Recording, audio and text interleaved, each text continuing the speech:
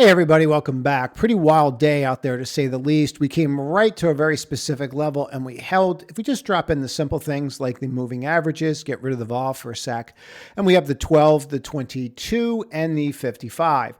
We can see that we've come right back down to this level and we've held, and now we're starting to try to close up. What I would say about this more than anything was the fact that we held this level after retesting it twice now is a very good sign. There is some rhetoric out there that we have to go over. I think that's super important for us to judge about the rhetoric that's going back and forth, not only from China, but you also had some comments from the Fed today that are super important that we have to go over. And then we need to, from there, review what sectors actually moved. And I think it's important to not only look at the sectors that moved, but looking at the time when those sectors moved during the day, because that's going to shed even more light on this. But let's get to it. We should go through some headlines today because of what would happen. There's a lot, actually. Really, the Fed speech was pretty telling. But Wall Street mixed. Okay, was it? Yeah, it was a little mixed. Russell outperformed. Why? NASDAQ looked like it underperformed, but some of these names absolutely ripped. So I think you're seeing more rotation there, and we're going to talk about that rotation in some detail here. But S&P 500 Dow rebound after three major indexes opened sharply lower. Yes, because China came out and said they will rain hellfire on the U.S. for what they said.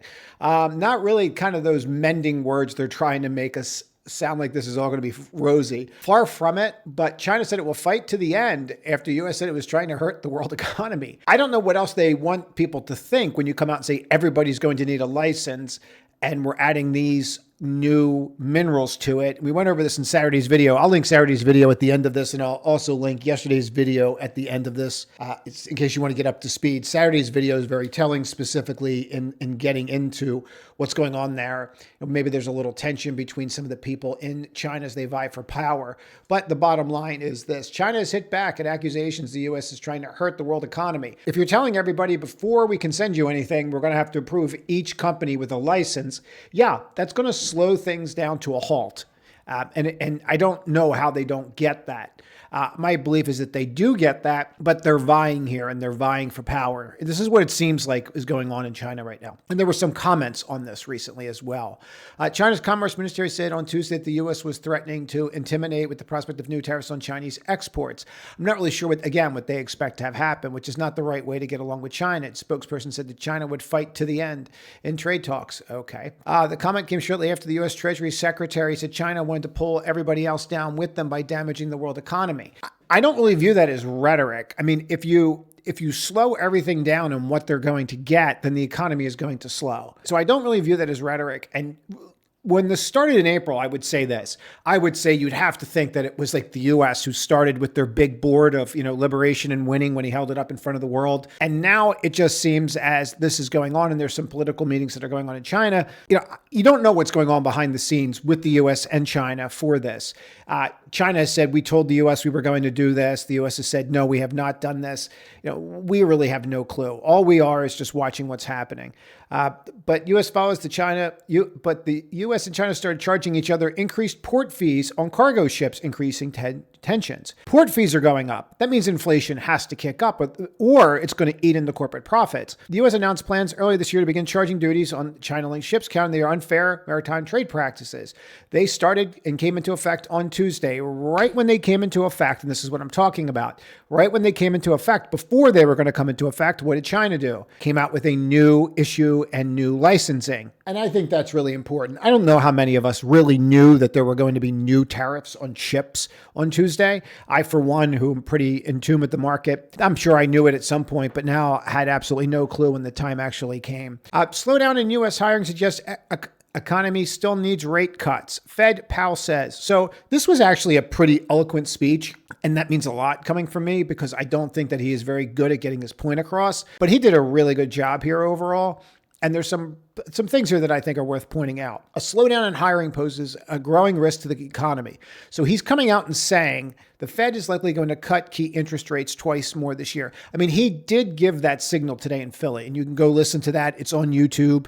I think it was the NABE that he was at, National Association of Business Economics in Philly. Yes.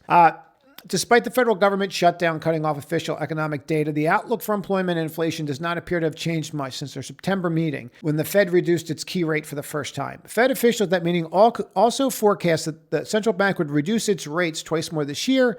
Lower rates could reduce borrowing costs, which is good. There is a line that he said in this meeting, and they didn't pick it up in AP, but I'll just tell you what it is because it's really important. He said the Fed may stop reducing their balance sheet. And when that started coming to light, and I do believe it was linked, that we could see the market actually start to rally. And that's very important because that adds pressure to the market. I'll explain that in a second, but this is really big, and it's why the RTY completely outperformed and home builders rallied as well. So we're going to dig into that. And one other little piece, we had a little blip at the end of the day. In case you're wondering why we dumped right at the end of the day, and we will address this and what names are actually moving based upon some of the rhetoric that's going on out there right now. But I believe that China purposely is not buying our soybeans and causing difficulty for our soybean farmers. This is obviously from Truth Social. This is an economic hostile act. We are considering terminating business with China having to do with cooking oil and other elements of trade. I'm not really sure why we buy cooking oil from China, but that we can do that in another video. As an example, we can easily produce cooking oil ourselves. You would think we don't need to purchase it from China. Again, you would think, but not really the hey, let's all come together and work this out kind of statement that I think the market is looking for at this time. And we can see the move from there. Now, I think this is super important to point out that we can really see when do we think that tweet was done? And I'm just going to call them tweet because I'm not going to call them truths because it just sounds weird. So we're going to call them tweets, no matter if they name it X or they name it whatever it is. So here it is. And you can see the drop right here. And the 1 minute drop, just extrapolating out. How much did we drop in a minute off that little gem? So we lost 40 basis points in a minute off of that, because really what happened throughout the day was we started getting that like warm and fuzzy feeling like, oh, hey, the adults will figure it out. And then I guess we had something that we're going to just have to refer to as reality kick in. And once we saw that, we could just see like, okay, well, we're back to, more of the nonsense, and here we go again. And I think that that's really where we're at with it. And I think that's part of the issue. Now, I will say this, and I think this is really important. If I take a look at the market and we drop a VWAP from that peak drop and we look at where did we stop today? Well, there's that 50% line, even though the 50% is not a fib, net buyers, net sellers, net buyers. Did we hold that VWAP end of day? We sure did. We did hold that. And even with all the rhetoric at the end of the day and everything else, I think that's important to note. Now, if we take a look at the NQ, did we? No, we did not. We broke that and we broke the 50. And that's not overly surprising because you're a little more aggressive there and it's a higher beta index. But no, we did not hold that. So that would lean you towards thinking, hey, maybe they moved a little defensive into more defensive names overnight. And from what I'm saying, yes and no, and I'll get to that next. Now that we know what the issues are, one of the key things that we could do is just start from the beginning. And here's what I mean by that. If we just take a look at the day, overall, just look at the day and say, okay, well, what exactly transpired? You can see we started with this huge gap. And then what we're going to do is we're just going to mark the open of that area. I want to mark the exact opening price because I think it's pretty telling. And then you can see where we close. And I'm just using the SPX to show you the cash levels for a second because I think it's really important.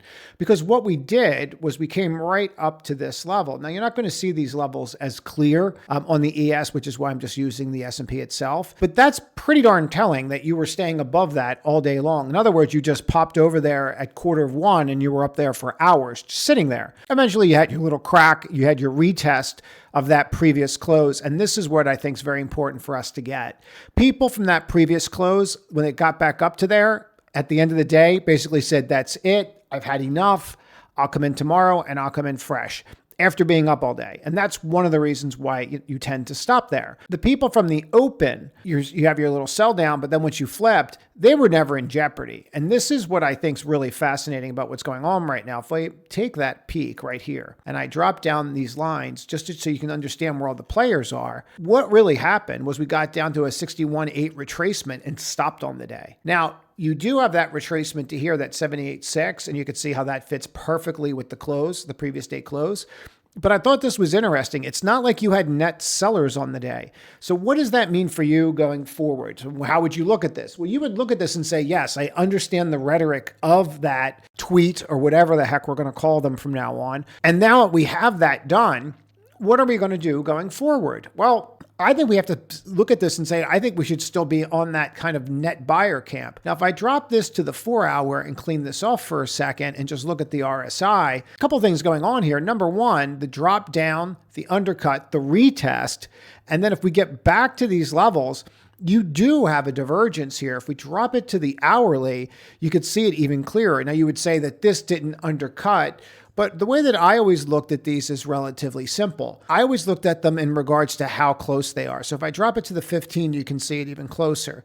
So that is not, this is not commensurate with this. Even though this wasn't lower, to me, that's a divergence. I call them hidden divergences. I don't care if you believe in them or not, they're real. So when I see this kind of stuff, it allows us to act. As a matter of fact, one of the core things that we were really able to do today was spot this from a mile away. And that allowed us to actually get out of shorts and go long. And we went through this with everybody very clearly, even in the public pre-market, which is free and you should turn in. We're supposed to start at 8:15, but who are we kidding? It usually starts around 8:30.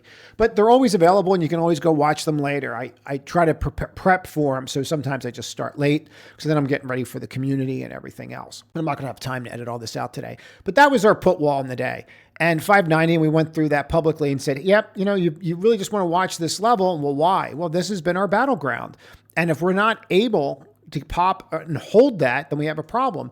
Now, what you always want to watch with these, just a real quick thing that you might want to remember, whenever you hit any kind of put wall or call wall, but really a put wall, and you hit hard and you bounce hard, you're probably going to bottom. You have a better, let me rephrase that. You have a higher degree of probability of bottoming if you hit it hard and you hit it fast. So like if you hit that and it's like, boom, because that means everybody's there and going, oh, that's it, I got to cover, boom. If you're hitting it and it's like one of those like wet, like handshakes that just disgust you, and it just like kind of sits there and it's all like milk toast, yeah, you might have a problem and you're probably going to go through it. The action at a level determines the probability of what happens at that level. And then you can see from here what happened during the day. And I think this is super important because if we look at the day, what happens the first half hour? Well, retail panics. They either panic, I'm missing out, or I got to get out. One or the other, right? They have their little hissy fit, and then they get out of the way, and then they're done for the day. And now if you take a look at it an hour later, okay, what are we doing? We're back to highs, and we're riding that VWAP, right? So if we take a look at this VWAP from here, that becomes our that demarcation line, and that's the gamma level, whether you're net, you're net positive or net negative. And so you try, you fail, you try, you fail, and look at how it played out. Right? And then eventually got into that level, stopped, tried, and then it just started riding the lightning until when? The mean tweet. So what does this mean for us? To me, it just means that I think that everyone just looked at the tweet and said, get me out. I'll come in fresh tomorrow. God knows what else he's going to tweet. I don't think it's anything more than that, meaning I didn't get that institutional, I got to get out vibe. And I think there's a couple reasons for that. Number one, if you look at the market as a whole, there's a couple key things that are really going on here that I think are very, very important. And we'll start. Wells Fargo earnings. Wells Fargo's earnings were excellent. I mean, across the board, there was nothing here whatsoever with Wells Fargo that would have let you know that there's any kind of problems or they're building up their loan base. Meaning, do we think we're going to take more consumer losses on our loans? No, there's nothing like that. Goldman Sachs comes out. You have that drop. It holds that level right here, your put wall. And not only that, but wait, there's more. You hold the 55 perfectly.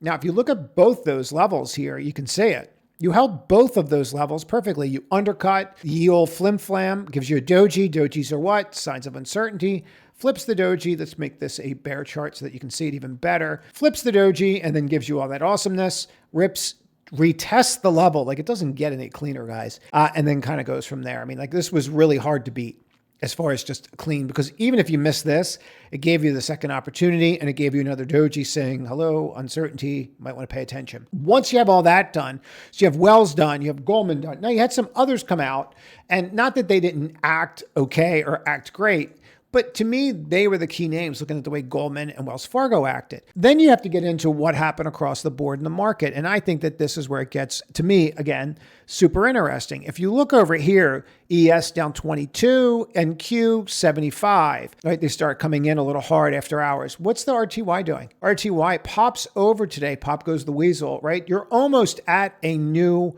high on the year for the ES. Actually, I think you are at a new high on the ES, or I'm sorry, on the Russell. Let's clean that off. I think you actually are. I think it actually happened. Let's go and take a look at that level. So if you come in here in December, yeah, you're at highs. So you 12 months, no, but year to date, yeah, that's pretty interesting on that close. I don't think you've had a close that high. You have it on that index. So that's pretty interesting move. And then you saw this today too. I'm sure you guys already saw this, but look at your home builders in that reversal today. Now, a lot of that has to do not only with what Jerome said, but it also has to do with what's going on in the market, meaning what actually transpired. Well, if the Fed doesn't reduce its balance sheet, so if you go into this, you can do it here as well. You should be able to, and they'll pull it up for you. And I think they have it under WALCL. And this is the Fed balance sheet. And you can see this real clearly from when the pandemic was, right? And then all of a sudden, everybody, you get an NFT, everybody gets an NFT. And then everyone's like, I don't understand. What do you mean there's inflation? And then you can start seeing them reducing the balance sheet, meaning they bought all the assets from us and then claim that there's a housing crisis and they couldn't figure out why. And so then they start selling everything back to us. See how it's starting to slope sideways and now you're almost leveling off? Well, he's coming out and saying that I'm going to probably stop completely. Now, if he stops selling in the market, that reduces supply. If he reduces supply, and I think this is really important to get, this is when the Fed balance sheet started back here, right? And this is like, oh, we're never going to do this again, right? And okay, now it's 10x that, by the way, if you just think about it from the great financial crisis, but we can do that another day. But if you take a look at where you're at from June, yeah, from the pandemic, you're down about $500 billion off the balance sheet, right? And this is all assets that really shouldn't be on the balance sheet, but they are. And this becomes a lever. And you can see that lever and how that affects us, right, from where it was before. All right. But what does this mean? If he stops reducing, then what happens is that supply doesn't come into the market. If that supply does not come into the market, then the 10-year will probably rally. You'll probably actually rally because now you're not fighting the supply from the auctions and from the Fed. And that could lead to better yields, lower yields, which can help the consumer even without them cutting interest rates. So they really have two levers here, right? They can cut rates or raise rates. That's the one lever. The other is their balance sheet. And this was something that happened with Bernanke, really, and everybody knows this if you pay any attention to this, right? Meaning if you went and looked at Fed funds and ZIRP, when ZIRP kicked in, zero interest rates, it kicked in back here.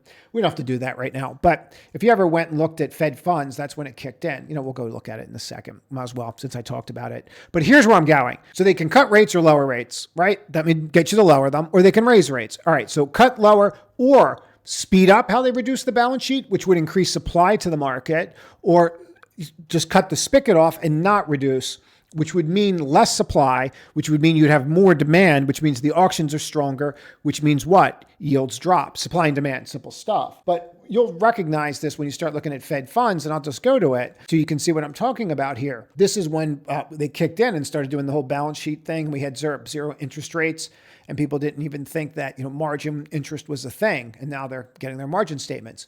So what does this all mean? Well, between what the Fed's doing and everything else, you started seeing companies today like Ares, for example, and they started ripping off the bottom. Well, why? Because all of a sudden they're not taking losses on private credit, at least not now. And if they cut rates, it's really going to help these groups of names. And so you should start seeing these kinds of groups like Rocket that started falling down again. We should start seeing them start to hold up. And then some of the other stuff we should start seeing, like XRT and some of these other, they should start looking a little bit better. XLY should start looking a little bit better. What I would tend to stay away from, candidly, is like FXI until they figure out what they're going to do here. But the big dogs, and this is what I want you to think about, we're trading them. But Tesla's not going anywhere. Microsoft's not going anywhere.